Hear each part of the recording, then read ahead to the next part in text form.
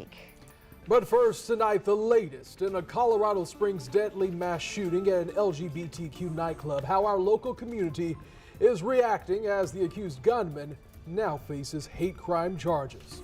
And all day, a steady stream of mourners stopped to lay flowers, balloons, and teddy bears in remembrance of the 5 lives lost in the shooting at Club Q and in support of the LGBTQ community. Thank you for joining us at 6. I'm Anthony Austin. And I'm Jeannie Blaylock. We're glad you're with us. Let's get you caught up right now on the very latest on that shooting.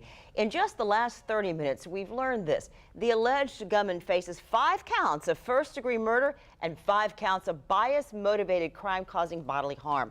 Authorities say the suspect, who is still hospitalized, has not yet spoken to investigators about the shooting. And there have been more than 600 mass shootings so far this year in the United States. That's including the recent shooting in Colorado.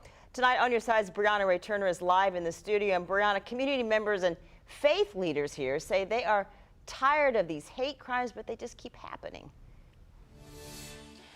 Reverend Terri Steed Pierce is a pastor of a church in Orlando that was created for and by the LGBTQ community. She says this recent shooting in Colorado gives her flashbacks of the Pulse nightclub shooting that happened 6 years ago.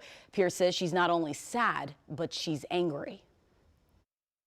Reverend Terri Steed Pierce remembers like it was just yesterday, the mass shooting that took place at Pulse nightclub, just blocks away from her church in Orlando. Just remembering feeling lost and oh my God, and what do we do and how do we do this and how do we help? And now another tragic hate crime happening in another state where 22-year-old Anderson Aldrich walked into Club Q, an LGBTQ club in Colorado Springs Saturday night with a rifle, shooting and killing 5 people and injuring 25 others. Aldrich has since been charged with hate crimes. Here we are, and here we were then feeling, hopeless, and here we are again doing the same thing.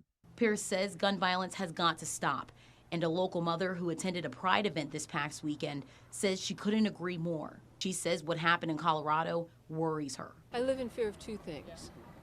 My daughter's gay, my son is gay, and I worry about them going to a club, and the same thing is happening in Colorado or Orlando, Florida, happening to them. And the other fear I have is my daughter's a school teacher, and every time we hear that there's been a school shooting, there's just a lump in your throat. For Pierce, she says work needs to be done, and she shares an encouraging message for those a part of the LGBTQ community. There are safe places, and there are people who accept you and love you and allow you to be exactly who you are, and to find those kind of places in your communities. We exist, and we're here to fight. We're not going to hide. We're not going back in the closets. They weren't meant for people. They're meant for clothes.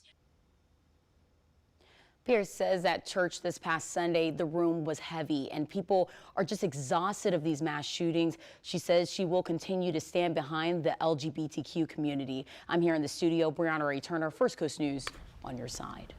Brianna, thank you. And to read more about the shooting investigation, including what we're learning about the victims so far, you can search for this story on our website, firstcoastnews.com, or in the First Coast News app.